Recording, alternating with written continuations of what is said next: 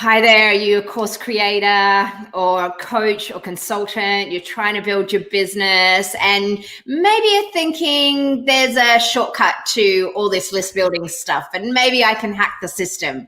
Well, that's what we're going to be talking today all about is how, why the hacks do or do not work and, what is the right way really to build your list and grow your business. Good morning. My name's Natasha Mitchell. I'm the Simple Business Coach and creator of the Simple Business Method. Nancy. Hi, I'm Nancy Fields. I'm a graphic designer, and you can find me on fieldsgraphicdesign.com. Yeah, and over the next few weeks, Nancy and I are going to be sharing tons of tips and value about how to build a list and how to do it the right way. And today we're going to just be talking about those hacks and those fast tracks. And, really the truth of the matter is when it comes to list building, it's not about the number of names you have on a list. It's really about quality over quantity. Now, of course, we all want a big list, but buying lists and really hacking the system and doing the underground black hat kind of things are not working. And Nancy's going to tell you why they can be a problem. And then we're going to talk about some things that you can do instead. So Nancy, you came across this recently with someone and they were buying a list or working with a black hat sort of provider that was doing some, I'm going to call it shady deals to build the list. Why don't you tell us a little bit about that?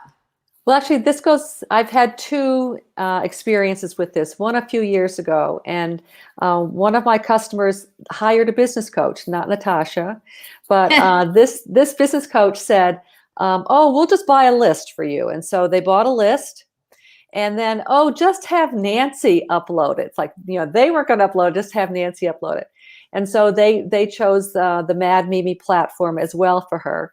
So, which I was not familiar with. So I called this coach. I said, walk me through this because I'm really not sure how to do this. So as she was walking me through this, as we're uploading this list, everything shut down. Because Mad Mimi's saying, wait a minute, where'd you get this list from? So fast forward to 4 years later, somebody else reached out to me and they said, we want to be on Aweber. We know that you use Aweber and could you, we have a list. And I said, well, where did you get this list? And it turns out, that we've been getting it from social media, but they weren't getting it from social media as sign up for my free things. So I said, well, look, I'm going to tell you right now that you really can't do it this way. And they were insistent that I could do it this way. So there again, I had this list, and this was, as opposed to 1,000 names the first time, this was a list of, I think, 350 names. I started putting into Aweber and boom, shut down. Aweber's like, wait a minute, where'd this list come from?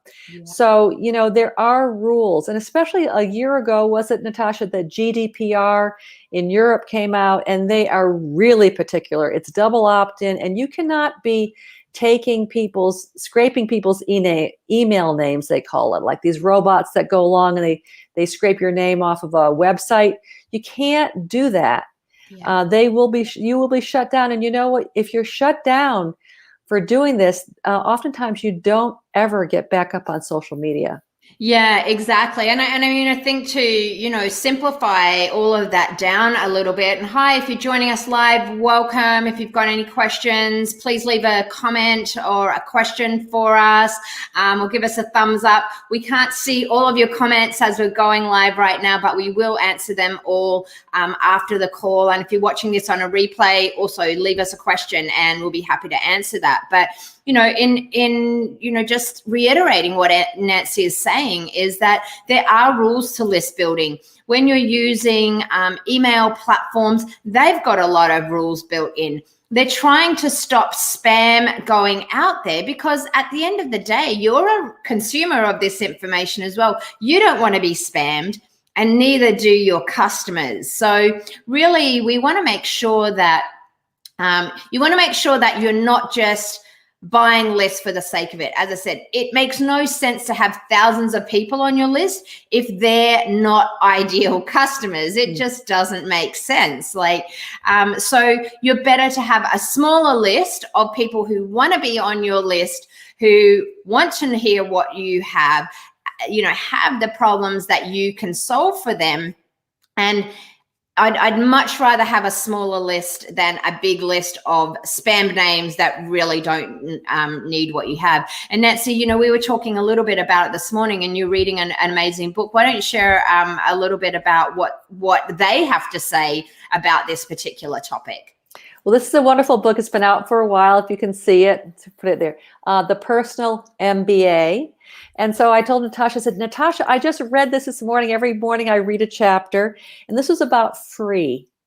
And the author writes the last sentence: the best results focus on giving away real free value that is likely to attract real paying customers.